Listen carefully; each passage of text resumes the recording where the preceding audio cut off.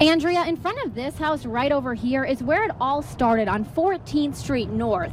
Police tell us an officer was investigating a possible bike theft in this area. They say the officer saw a man on his bike right in front of this home. And I'm going to step out of the way so you can see that the bike is still here on the scene. We're here at the Republican Watch Party in Bismarck, where we've had our eyes on several races. One big and expensive one is the race for U.S. Senate between Republican candidate Congressman Kevin Cramer and Democratic candidate Senator Heidi Heitkamp. Now, we actually had the chance earlier today to sit down with Cramer to see how he feels going into tonight. He told us he felt confident, but not cocky, and of course, anxious.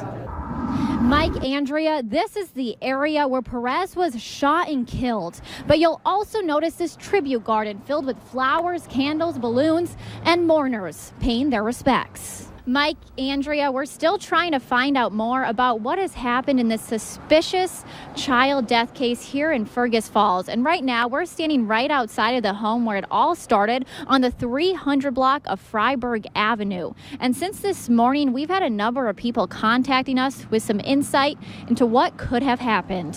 Hi, Christy. We're here at what deputies are calling an active crime scene investigation on I-94 East, just east of County Road 336 in Glendon. We don't have a whole lot of information right now, but this is what we do know. Deputies arrived on scene a little after 10 today, and as you can see right behind me, they continue to still be on the scene. We've been here all day today in the Shields Arena parking lot, speaking with people who are anxiously waiting for the arrival of President Trump here in Fargo. Thousands of people came out from all over the Midwest today hoping to see the president. Yeah, hi Lisa. Right now we're standing right in front of the home where everything happened. It's on the 7100 block of 100th Street South in Horace. A little after 5 a.m., a man forced his way into this home. The man and woman inside were able to make it out safely, but the man barricaded himself inside, and we're told he did have access to a gun. Andrea, Mike, as you can see right behind me, cars are moving along pretty quickly on I-94 here in Fargo, but that is definitely not the case in other cities and states across the country. AAA has issued a warning for holiday travelers, saying this Thanksgiving travel could be even more of a headache than in previous years. Andrea, Mike, if you look around me, the snow is starting to let up a little bit, but it still is coming down.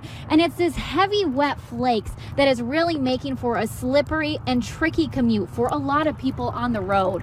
We talked with Lee Anderson from Fargo Public Works, who tells us all of his crew members and plows are out on the road right now. And he says it's going to stay that way into tonight and into tomorrow morning. Andrea, it all happened in this parking lot just behind me right before noon today. Witnesses tell us they saw a man driving a taxi van blow through a red light at the intersection of 42nd and Main, and it somehow ended up right here. And some other neighbors we talked to tell us this incident happened way too close to home, and they're scared now. But police tell us this was an isolated incident. Saya fled to the Philippines, and it wasn't until 2002 when charges were filed.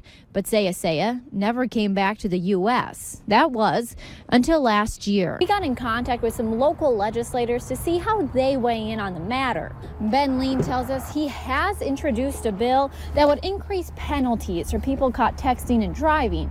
But he admits there might be emergency situations when a cell phone is needed. And believe it or not, this isn't the first time this quiet backyard has been invaded by some kind of vehicle. A couple years ago, a snowplow crashed right into this fence.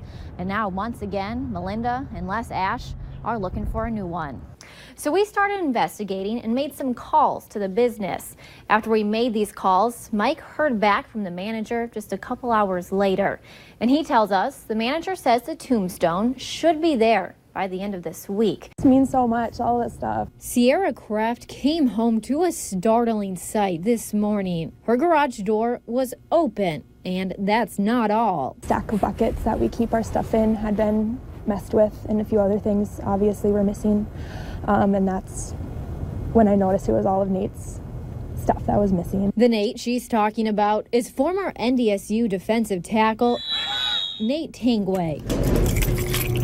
Sierra is his girlfriend. Yes, I went last year, watched him get his interception. So when she found out all of his cleats, gloves, and most importantly, And we did have his players' jerseys in there. were gone, she was devastated. And that's not all that was taken. I have family that have attended NDSU for years and years, and I had my grandpa's sweatshirt in there, just like an old one that meant a lot. That's when she called Nate to tell him the news. It's sad that it's a bunch of sentimental stuff. Nate is in Frisco celebrating the Bison victory right now, but he tells us his heart is back in Fargo with Sierra. Things to be replaced, I really, really want it back badly.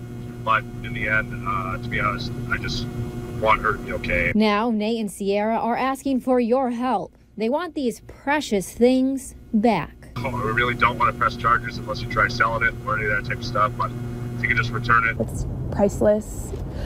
Drop it back off in the front of my garage, anything. Like, we just want it back so bad. Sierra filed a police report, and now they're waiting and hoping they'll see these special items once again. In Fargo, Melanie Palmer, Valley News Live.